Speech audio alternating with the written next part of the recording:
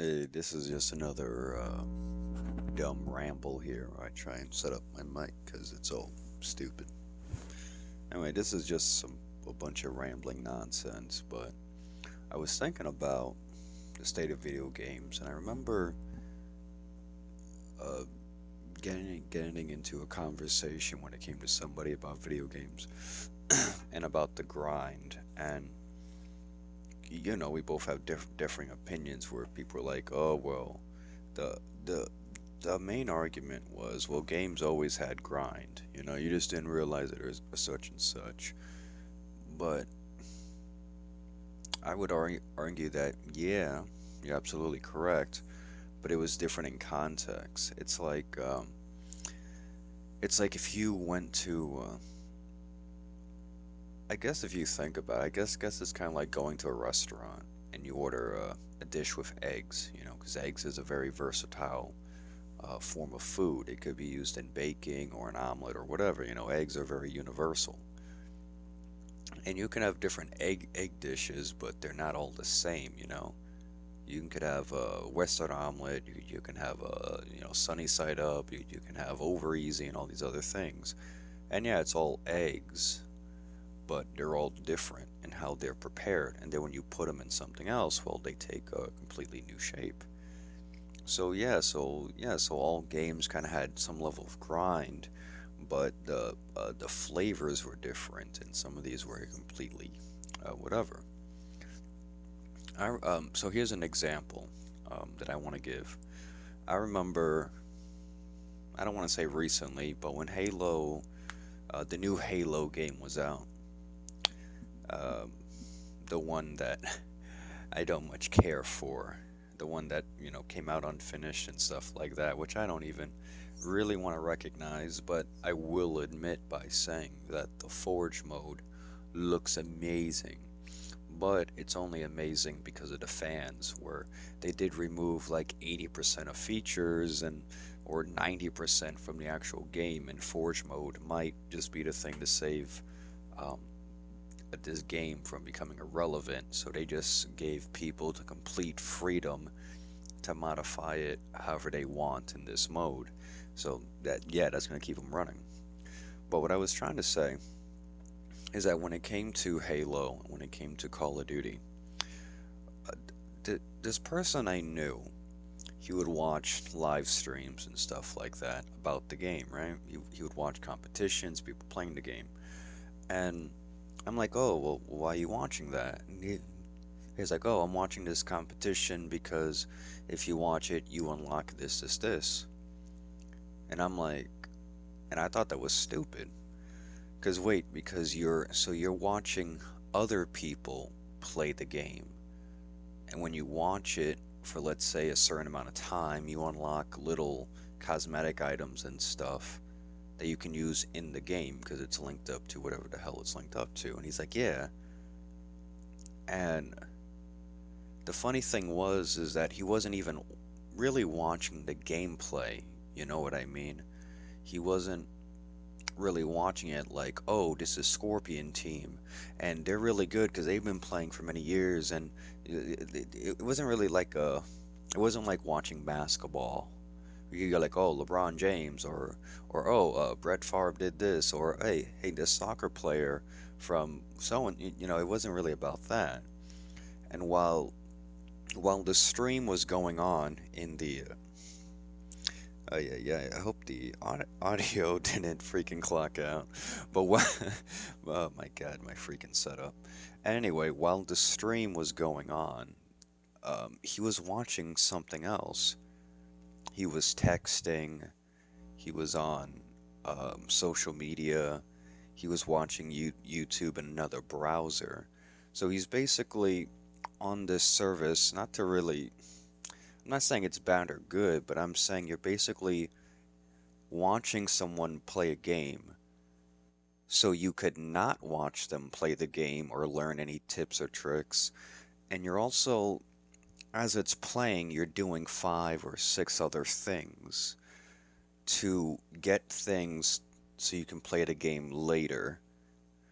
And I thought that was really dumb because I don't want to sound stupid, But back in my day, that's old. If you wanted to get something, you just played the game. That sounds weird, but um, that's just me. There's also little things when it came to grind, where even if you look at early Call of Duty games, there were some grind, there were some requirements to unlock certain things, but what they did was over time they started tweaking things little by little. There's also people that, let's say, are hardcore Call of Duty fans, and even they make these long videos or big comparisons of map design and how the different studios are changing hands, kind of did different philosophies, where there wasn't that much verticality or to get to site B you got to go through here and here. But what this does, and they start talking about the design of the map on a technical level as well as a psychological level, you know what I mean? So there are factors at play that people might not be fully conscious of, but they're aware of, you know? If you have a big lobby and you got hundreds and thousands of players performing the same actions, there's some sort of psychological effect where the game is naturally guiding you towards certain choices. And these are things we don't really think about as we're playing, but we're like subconsciously aware of. So when someone does their job and when someone understands these principles as they're designing something, you don't really notice it. You notice things more when they're not there. You're like, wait a minute, this feels off, something's wrong. And then you have people, whether it's Call of Duty or Halo or whatever, you have fans and people that even put out these long, long, long, long uh, essays or spreadsheets where they compare. In fact, they did this for Halo and Call of Duty actually, where they had these long sheets of these modes were in Halo 4 years ago, but in this new game, this isn't here. And it's just basically apples to apples, just side to side comparisons. Not really much of an opinion piece, not really much of a essay, so to speak. But as an example, just I'm just gonna pull this out my butt. Everyone knows what team deathmatch is, right? So what if I wrote something that said, "Oh, well, Shooter Man 5 took out Team Deathmatch, but Shooter Man 5 uh, should have it because Team Deathmatch was in Shooter Man 3, 4, 5. Sorry, not 5. Was in 1, 2, 3, 4, but not in Shooter Man 5? That's weird." And what I notice is that when it comes to grind, it's not really fun for me at least. Like I stopped playing Destiny and The Division and all these other games because the grind wasn't fun. Because there's something inherent in the game's DNA that doesn't make it fun for me. Now I could tell you a lot of stories about when I used to play Halo. As a young guy, and I remember playing Halo 1 and 2, and it was really cool. Xbox Live was new ish and it was pretty fun and got just a young kid playing these games and on these weird maps. And I liked the map Hang 'em High. I thought it was interesting, and all these other things. And Halo 2 is my favorite because I really like the idea of dual wielding. It could be heavily abused, don't get me wrong. And you can also they added slightly more customization and stuff like that. And vehicle jacking was really fun. There was this map. Oh, I forgot for the life of me what it was. I think it was an Earth map. It's like this city, and there's these cranes and this big construction thing in the middle. I'm sure somebody knows what it is. And I remember being able to get a warthog or a ghost. Like when you go on one of the bases that's by the water, you can go. If you do it just right, you can shove the warthog and the ghost through this doorway where you're not supposed to go into, and there was some guy stationed there, and I rammed a warthog in there, ran over a bunch of people, and we're just, going up, and now we're like, multiple stories in the air, and there was this guy with the Banshee, so I jump out, right? And the guy's got, I think it was the Gus, not the, I don't think they had Gus hogs, but it was, he's on the turret shooting at people that are trying to throw grenades at us, and I'm on the car crouched, and this guy, he threw a grenade, it kind of jostled the Jeep, and it was about to fall, but as the Banshee was passing, I, I, I freaking jumped and I jacked his shit. It was totally cool. But these are the things that I remember when I was young, because it was fun playing with your buddies from school. It was fun playing with strangers, and I remember doing glitches and breaking the map and doing all these things that were fun to do. And even some of my friends would play the campaign so we can collect the skulls and unlock because the skulls did all these cool things. And so yes, there was grind, and I'm freaking rambling on. But there was, well, is that too much gain? I think I hit a button by accident. Whoopsies. Oh, my bad. Anyway, yes, so there was grind, but the issue wasn't on this grind, so the game is bad. It was more fun, and it didn't seem as artificial. You know what I mean? And even in Call of Duty, because that's the two main ones I want to point out. Even in Call of Duty, when it said, "Oh, get 50 headshots with this pistol to unlock this particular thing," that seemed a lot more doable.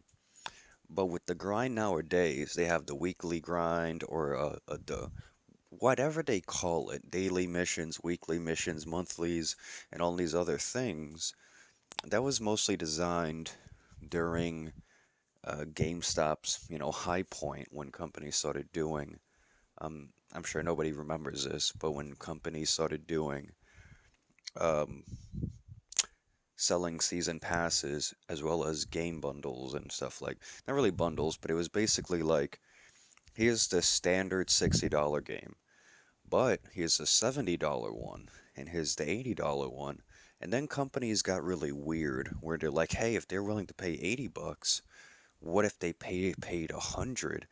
And there was this one game, I forget which one, whether it was Assassin's Creed or something that had like $500 or $300. And these things, you get this little statue, and you get this, and you get this little thing. But for some reason, it didn't come with the game. It was very weird. So what companies were seeing is like, how much are they willing to spend before they even play the game? And then they kind of dialed it back, and then they started copying GTA 5 as well as some other people, which was, hey, let's keep the game going forever. Like I want this game to go for the next 300 years. What can we do? So they can create this artificial grind where it's more like a second job, you know? And I guess to give an example of what I would imagine would be good grind, if I remember correctly, is it Eve Online? There was this game, well, it still is, this game called Eve Online. There's multiple player stories that are really interesting. It sounds really cool. If I remember correctly, Eve Online is a spacefaring game. In the game, you fly around in spaceships, right? Very simple. Well, what do? Whatever you want. And what's interesting about this game is that it may take a while. It could even be a second job. Now you have the option to spend money on it, but you don't have to. What's really interesting about EVE Online, if I remember correctly, if they're still doing this, is that the in-game currency that you own, I think it's called ISK or something. It's ISK, I think. Let's say you have, I, this isn't correct, but let's say you have 50,000 ISK, right? And 50,000 ISK could get you XYZ. What the developers also did is like, look, if you have 50,000 ISK, and that equates to one real US dollar, it would be equivalent to that. So let's say you have I don't know 100,000 ISK, and for some reason the conversion rate is no, that's equal to 10 US dollars. You could use it to buy a $10 item. So it wasn't like other games where they have crystal shards and crystal pieces and well you need 200 or 300 crystal pieces, and then you smash them together and then you make a crystal shard. But to get a crystal gem, now you need 5,000 crystal shards. Well, how do you get that? Well you need this, and you gotta spend 20 bucks to get this, and not that you got the gems. Uh so these gems can only be you can only buy this and this. But if you want to buy this, you can't use gems. Ah, shucks. You can only use our premium currency, which is crystal. I don't know, celestial crystals. Yeah, so like celestial crystals are used to buy this, but it can only be bought with with real money. So it just gets fucking annoying because now you have real world dollars, and then you have coins and gold and crystals and shards and all these other things. You have 25.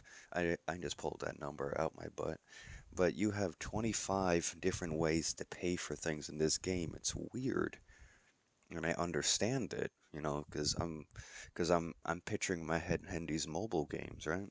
Or Candy Crush or something. But when you play a game like Call of Duty or Halo or any other games like these, they're supposed to be fun. I'm not playing them to do a second job. Unless I'm trying to go professional and be a pro Call of Duty Halo player and compete in tournaments, I'm not doing that.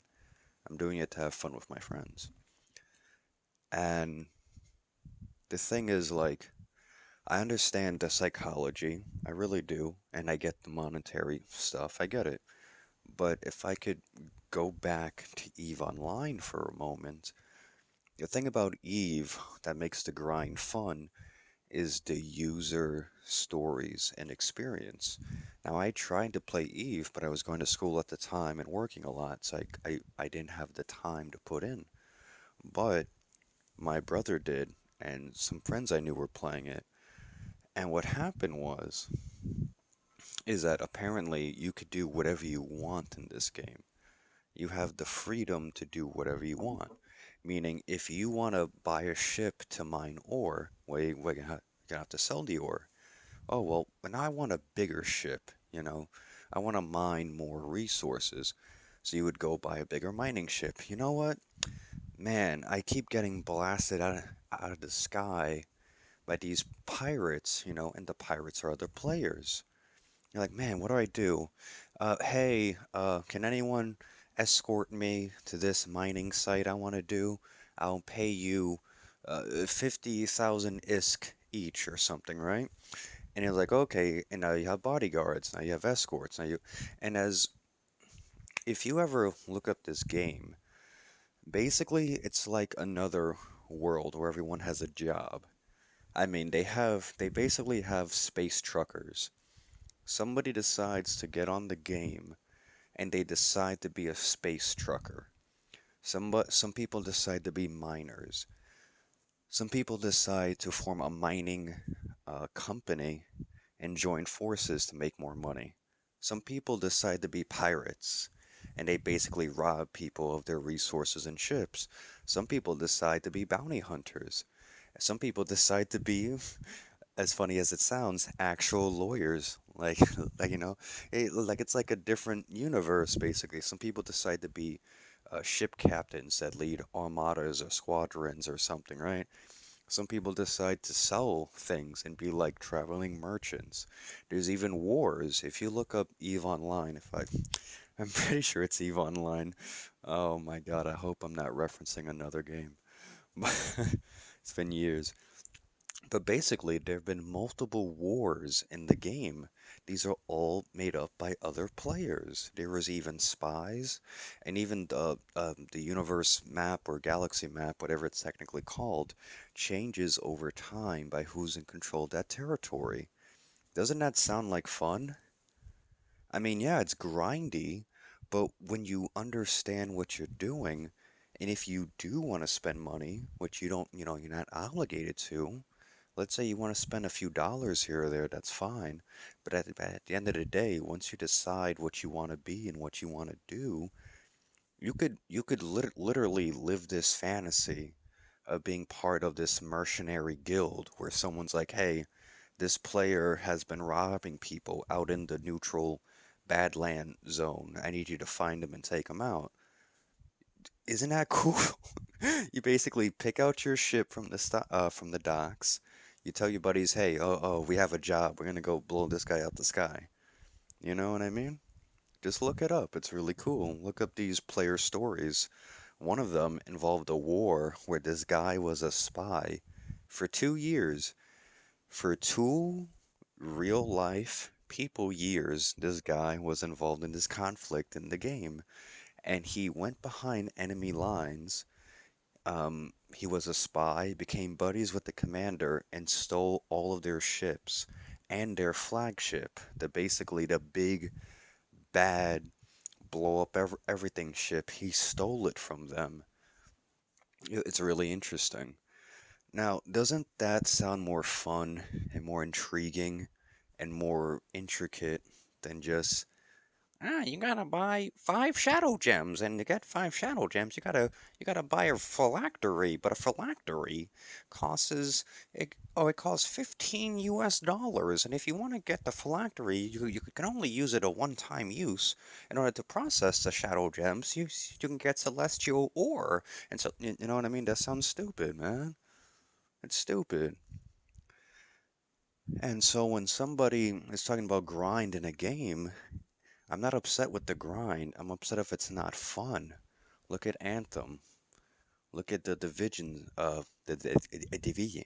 Some people like the division. I didn't like it that much. It was a big empty world that was full of exploits and stuff. And that's really the end of the day. I don't really like that every game has grind argument because I try and learn about these things, and like for example with the Nemesis system. And this is just I'm be super short with the Nemesis system, and the you know Battle for Mordor and all that stuff. They designed it, and it was a good idea. It's dynamic, it's interesting, really cool. They quickly patented it so that way no other game could do it because they realized how good it was. But that's a good innovation that keeps the game fresh and fun. And like, oh, I got this cool new orc ally, and then he betrays you. You're like, oh shit, I didn't see that coming, and then all your generals turn on you. It's really fun, and you don't know what's gonna happen. But so that's a good way to implement something in a game, regardless of whether or not that company is actually good, which I don't want to get into. But for that one system, that's a good idea. That brings player engagement. But that's single player. What about multiplayer? With multiplayer, I think it's more important to have fun. Now, if you're playing, for example, uh, let me stick with Halo for a while. When I played the new Halo game, which I don't want to even talk about, I didn't play story mode because I don't want to. So I did play the multiplayer, and I realized that their map selection seemed really small. I also noticed a lack of vehicles. I also noticed weird vehicle spawn points, which don't make sense, where vehicles will spawn in these weird, nonsensical like locations. For example, I remember playing um, Blood Gulch or these other Halo games, right, that had vehicles, where each base have their own vehicle spawns. Sometimes the bases weren't one to one, though, so you had to know, well, where was this, right? And I remember sneaking into enemy bases and taking their stuff, like whether it was a hornet or a banshee or something. I remember, oh sweet man, it just spawned, and taking their stuff. So now they're going towards, the base and capture the flag or something. And here I am blowing them up from behind. It's really cool. I also used to do that same move in Star Wars Battlefront, sneaking into enemy lines and stealing their tanks. But you don't really get that in this new Halo. The maps, like there's that one map that I know it's not Blood Gulch, but it's a big wooded area, and all it is a killing house. A killing floor, a kill box. Yeah, that is get good, but also the way it's designed seemed like it was designed for big team battle, but the way they put certain objectives and the way the map is designed doesn't make sense. Um, and I wish I had, the map laid out in front of me so I could explain it, because I don't have access to the game right now at the moment. But I can't explain it. But I don't know, it just seems like a lot of aspects are unfinished. Certainly the game modes. Certainly, I know it's cosmetic, but when I saw my friend watching other people play the game, and maybe I mean, yeah, these people are sponsored, so yeah, I'm sure that's some incentive, but they gotta make money, so I understand.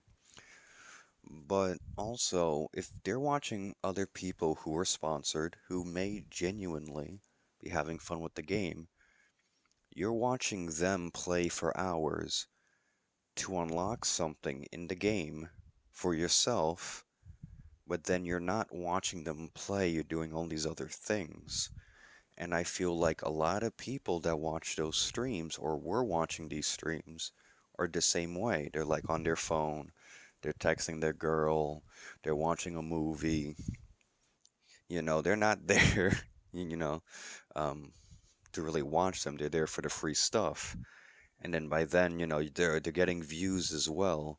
So everybody wins, you could say, except for the game, I guess.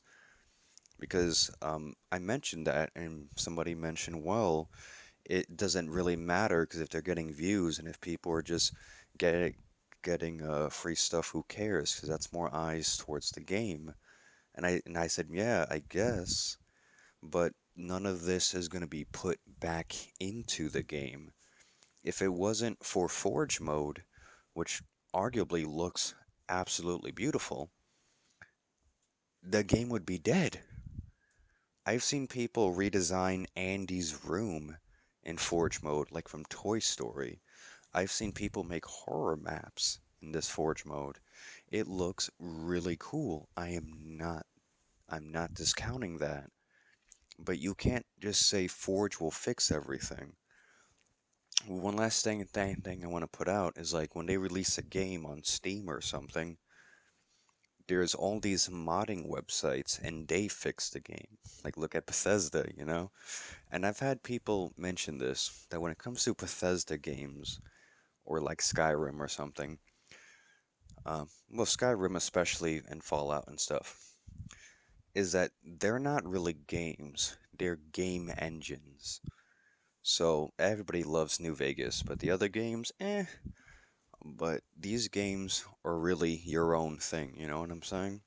They're your own sandbox to create and modify and whatever you want to do. Especially Skyrim. Skyrim has a million, billion, cajillion mods. And it's not just mods that make crazy stuff, it's also mods that legitimately fix problems with the game. So the basic philosophy is we'll put out an unfinished thing. People will buy it regardless of circumstance or interest or fun or whatever. And people, for some reason, they, sometimes they pull out, it'll go back into the game when it won't. Because the only people that will fix certain issues, if they're allowed to by these companies, will be the modding community, where they're like, oh, this ability has a bug and it doesn't, work. Actually, that's what happened when it came to Fallout, I think New Vegas, and I had no idea about it. There's this ability called Bulletproof, if I remember. Was it Bulletproof? It was one of the abilities that I used to put money in, but I never realized that the ability was broken. It's a small little gripe, but it was it was a bug or something where if you put points into it, it just didn't work. It didn't do anything. It didn't activate. So a modder, somebody found the modding community came in and actually fixed these things. There's even people with the original Dragon Age game. They came in and a bunch of modders fix certain things where it's, oh, this part in the game tends to break, so we fixed it, or a disability sometimes has a problem doing this, so we fixed it. And so you get this thing where the fans improve upon a game or make it better. And I'm not interested in these new games that are unfinished where the grinding isn't fun for me. I don't care about cosmetics that much. I like them, but I'm not there to do a fashion show. But I understand why fashion is important because I want to look cool. Don't get me wrong. I want to look really cool in these games. But the way you should get it is by having fun with your friends and not doing chores. You know what I mean? Because when you're not enjoying yourself and you're just doing it like, ah, man, I just got home and I gotta do all these dailies and yeah, I don't care if the dailies take, let's say, 20 minutes to do or 2 hours to do, or let's say, ah, man, I gotta do this. I have to clear this dungeon or this whatever the heck galaxy what did Destiny used to call it? Raids? Oh, I gotta do this raid. Oh man, I gotta get my friends on board to help me with the raid. I mean? If it's a chore, you know what I mean? It's like, okay, I come home, I'm gonna do the dishes, I'm gonna clean the countertops, I'm gonna take out the trash, I'm gonna kill Gorgia, the demon guy, for the 10th time because I gotta do my dailies. And then I'll like buy a loot box because that's also one of my dailies, open 3 loot boxes. And then I'm gonna like take a shower. When it's like that, when it becomes a chore to like check off your list, I don't think that's very fun, you know?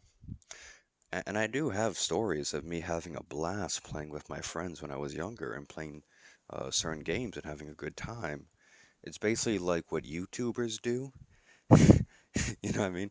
Whether it was Markiplier or Jacksepticeye or any other YouTuber you can think of where they're playing games with their buddies. I mean, you can tell which ones are genuinely having a fun time, you know? And that's what I used to do. But, what are you gonna do? This is just another, stupid ramble that about nonsense that goes on and on about nothing. But long story short, um, to say every game is grindy is true, but it's also wrong based on the context and also um, what sorts of games you're talking about and what were the circumstances behind their release or their state at the time. Also, if a game isn't fun, then what's the point in playing it? What's the point of the grind? Also, if your game is just a bunch of chores, that's not fun for me. The fun is with playing with your friends and other players and engaging with the world, or the story or whatever the heck the situation is. And the thing is that this is just my own personal opinion, but I'm not the guy who would watch a stream for hours to get a new pink gun or a new golden barrel and then not. I'd rather play the game and get the golden barrel. Like, hey, do a do a certain amount of games of capture the flag and win, or it could be, hey, win 20 games of capture the flag as, or let's say in a row.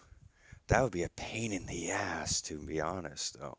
But it would be kind of cool. Where it's like, hey, yeah, me and my buddies, my squad just did 20 games back to back of capture the flag, all first place, and now we got golden boots or something. Because that could be really hard. There's no guarantee you're gonna win, but that'd be cool. I feel like a little bit of an accomplishment. So why would you watch somebody play the game and then continue to not watch them play just to get automatic free stuff that wouldn't be more fun to get yourself? Like, I don't get that. It's weird. Anyway, I'm done. So, yeah, peace out. I hope my mic didn't shit out again. Anyway, peace.